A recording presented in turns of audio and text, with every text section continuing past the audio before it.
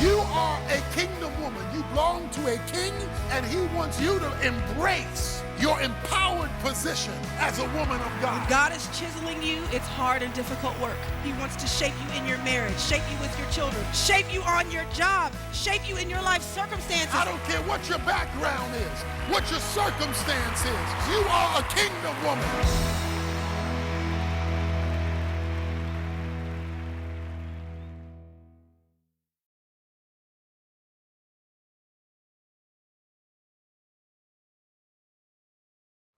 You know, we've talked about this word process. Diamonds don't just happen.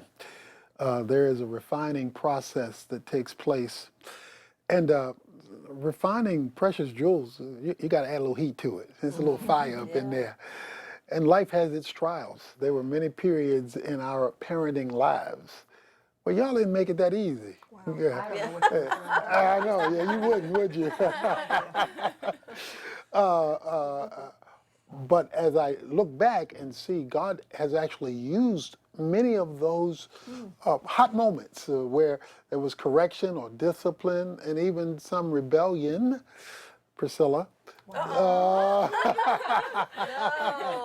I'll own up to that. To develop and create the shine that we see today. That God can take mess and still create miracles. Like you said. You're calling me a mess. Well, you were a mess at a period of time, but you're a miracle now. Your name's on the book. Yeah. But you know what? I'm thinking of the person that's watching this, and all they can think is they see this, which this legacy we're so appreciative and grateful to the Lord for. But all they can see is how they don't have that. That maybe their mother wasn't even around, grandmother, you know, or they had those women around, but those women weren't living in a way that was honoring the Lord. So maybe they feel discouraged because they don't have that. And I think what this should do is not discourage them, but encourage them to know that they can be the chain breaker. Like it can start now with them, and that no matter what the path has looked like up until this point, that God has them seeing this and doing the Kingdom Woman Bible study for that exact reason, so that they can be the person to start a new legacy in their family. When you think about diamonds, we kind of all know that there are these 4 C's. There's 4 C's that describe the value of a diamond. And those 4 C's, they're not necessarily there in that natural state when the diamond's in the ground. They become what we call them when they're in the case. They have become through that process of refining. It has come through a process of cutting and chiseling and some stuff that just hurts, that doesn't look easy or doesn't look fun. But when we all submit ourselves to that process and know that we serve a God who's willing to do the work, if we're willing to submit to the process, then we can end up with our own 4 C's. Jesus stopped in Samaria to talk to a diamond in the rough. And I read this over and over again. There's a lot of theological stuff in there that, again, we need Tony Evans to break down for us. But this is what I saw. This is what was exciting to me. In verse 10, he says, if you knew the gift of God and who it is who says to you, give me a drink, you would have asked him and he would have given you living water. He said, if you knew who you were talking to, if you knew what I could do for you, if you knew what I had to offer you. And then he starts this conversation because she still doesn't know who she's talking to. If you count the statements, if you count the things that Jesus says, he makes 7 statements to her. She talks back to him 6 times. He makes 7 statements. The whole conversation is 7 statements from him and 6 from her. Now, a lot of us know that 7 is the number of completion. It denotes spiritual perfection. It means divine fullness, completeness, and totality. It comes from a Hebrew word that means to be full, to be satisfied, to have enough. In 7 days, God created the earth. There were 7 miracles in the New Testament that Jesus performed on the Sabbath. There were 7-fold blessings to Israel in Exodus chapter 6, where he says 7 times what he will do. There's a 7-fold blessing to Abraham that Abraham received from God. Israelites had to march around Jericho 7 times. In Revelations, there are 7 churches, 7 seals, and 7 trumpets. God will finish what he starts. And it doesn't take a whole lot of talking for him to get it done either.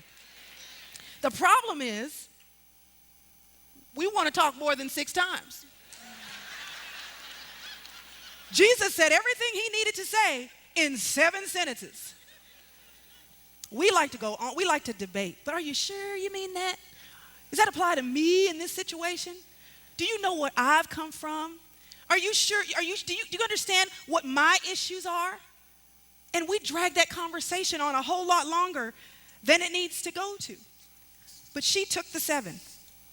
He called her to the carpet on her lifestyle. She had to admit that she was an adulterous woman and that she was sleeping around. He explained some theological stuff about worshiping in spirit and truth. I mean, he had a deep conversation with her real fast. What I find interesting about the adultery thing is that before he could move forward in the conversation, she had to be open and honest about where she was at. It's kind of like Adam in the garden, you know. They do a sin and then they are hiding behind trees and stuff, and God comes looking for them. He says, what have you done? Before God did anything to repair the situation, he said, admit what you've done. He said to the Samaritan woman, where's your husband? Well, I don't have one. Oh yeah, you do, you have 5.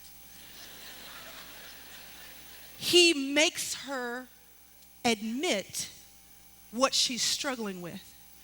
Ladies, so many of us cannot move past where we are because we won't be honest about where we're standing. And he's saying, I can help you. I can deliver you.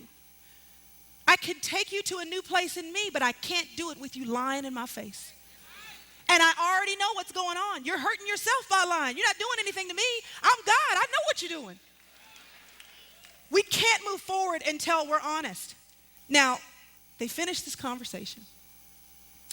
And like I said in verse 28, she left her pot.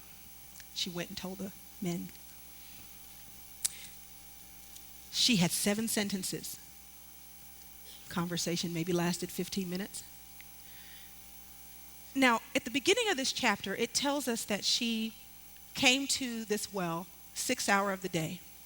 And theologians differ whether that was noon or 6 o'clock. Either way, it was hot. So women normally came to the well early in the morning. 1, because it was cool. 2, they came together because it was a social time. You had to walk there and walk back. Why not chat while you're doing it? She comes by herself in the afternoon. Why did she do that?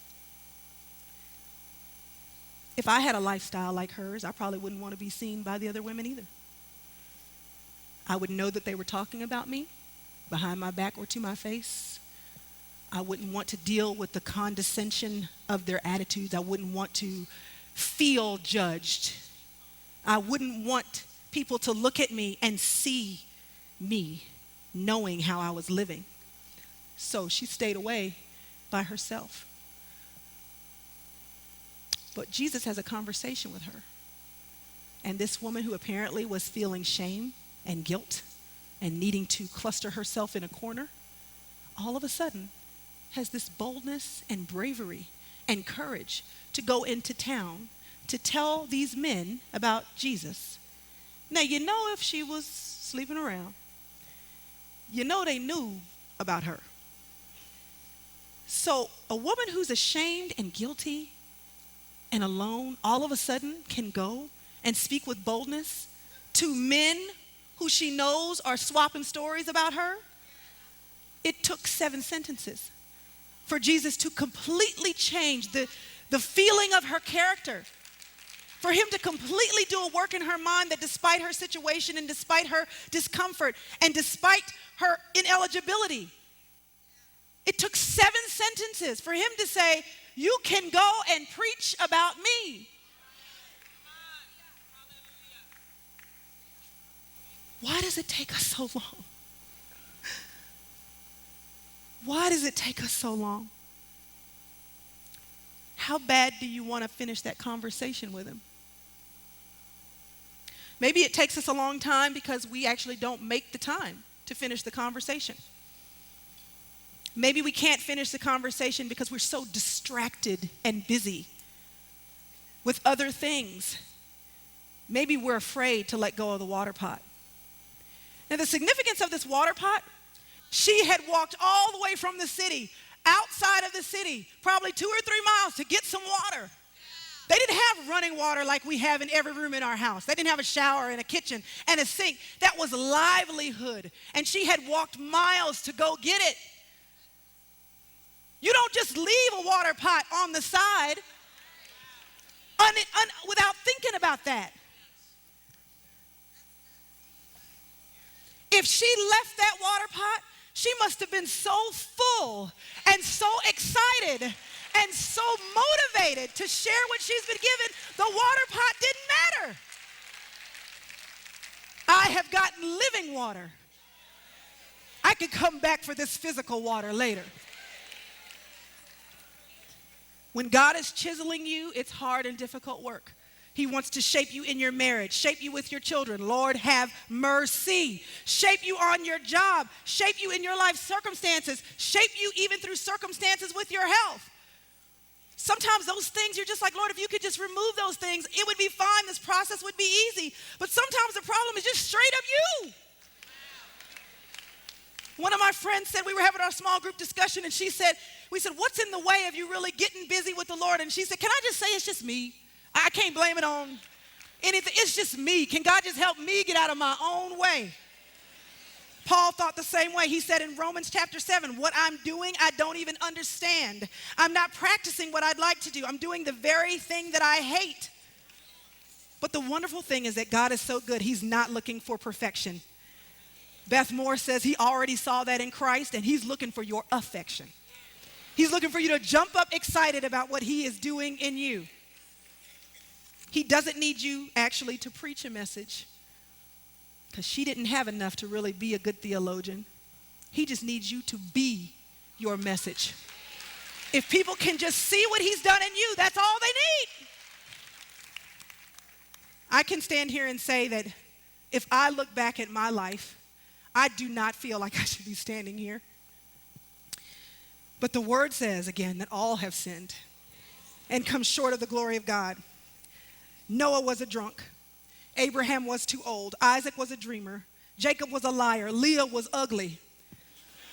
Joseph was abused. Moses had a stuttering problem. Samson had long hair and was a womanizer. Rahab was a prostitute. Jeremiah and Timothy, they were too young. David had an affair and was a murderer. Isaiah preached naked. Jonah ran from God. Peter denied Christ. The disciples fell asleep while praying. Zacchaeus was too small. Paul was too religious. Lazarus was dead. And even though these people had shortcomings or did things wrong, they were willing to allow God to change them. And many people think that they were just saints the whole time. No, God had to go in, dig them out, and cut them up. When God calls you, there is no excuse, none, that you can give him that he will settle for. He loves digging and finding things that other people would throw away. He loves handling it with his hands. He loves chiseling where he knows it will cut you, but it won't break you in two. And all diamonds have inclusions. They are markings in the diamond where in its formation, something made it not quite perfect. They are characteristics that we would call flaws. But those inclusions also make each diamond unique. If you take your diamond to a jeweler and they look at it and tell you exactly where the markings for your diamond are, if someone ever stole it and you ever recovered it, you would know it was yours. God wants to take even those flaws that you have, and he still wants to shine you up and put you on display, and then he wants to be able to say, see that thing right there? She's mine. Because even despite that flaw, I still took her and designed her, and I decided whether she would be a round or a princess cut or an emerald or what she would be set with or who she would belong to. I want the privilege of doing that in your life, but you have to let me. And just like all diamonds have flaws, and all diamonds, because of that and because of a host of other things, have ratings. They have the 4 C's. We have 4 C's too. Jeremiah 29:11, my favorite verse in the whole wide world.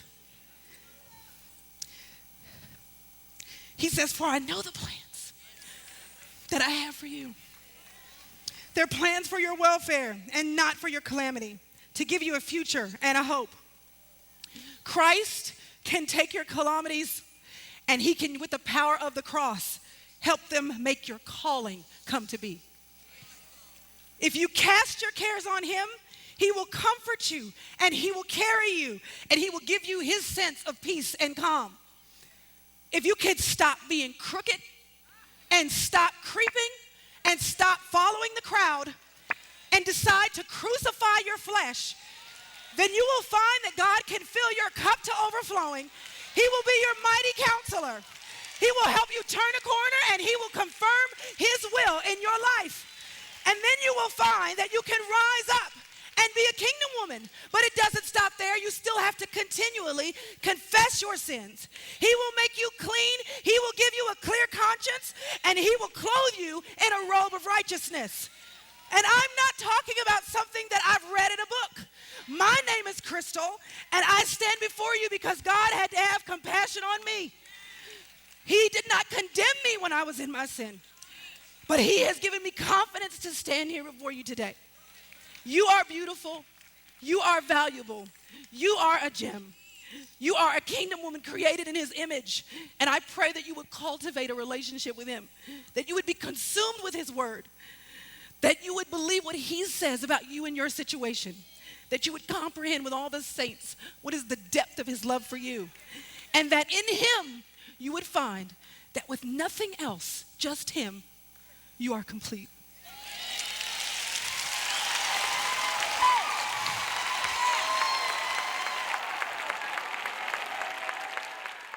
I feel like I'm a living witness of that God will take us, refine us, redeem us, because he has a plan for us. He knows which display case he wants us to end up in. He knows what he wants us to look like, what shape he wants us to be in. And the display case looks good. You know, growing up looks good. Being married looks good. Being a godly woman looks good. But we have to be willing to go through that process. And I kind of empathize with God a little bit because as he loves us, we're his children. He doesn't want to hurt us. He doesn't want to unnecessarily. He's trying to do us a yeah, favor. he's trying to do us a favor, and we're resisting him, the whole way because it doesn't feel good. Mm-hmm. And I think about that a lot with you girls. I know I talk your ears to death all the time about, as a mom, that I'm in your corner, that I really want the best for you guys. But I know that sometimes what I'm asking you to do, or where I'm asking you to obey, submit, or just respect what I'm saying and honor that authority in your lives, it's not easy, right? I thought being a kid was hard. What do you think? How is it for you right now? Yeah, I think it's really hard right now, especially with my mom being my teacher. And, she's always saying she's in my corner, she's in my corner. And I feel like she says it at the worst times when she's criticizing me, but I trust her because, she's been through it. So. Trust. That's the key word, what you just said. Trusting the process and trusting the person who's standing above the process and making it happen. That's what that'll faith make is or all break about. you. And I imagine that God appreciates when we say, I don't know where you're taking me. It's dark outside, but because I know you're good, regardless of how things look, I choose to trust you. That's good. I choose to trust you.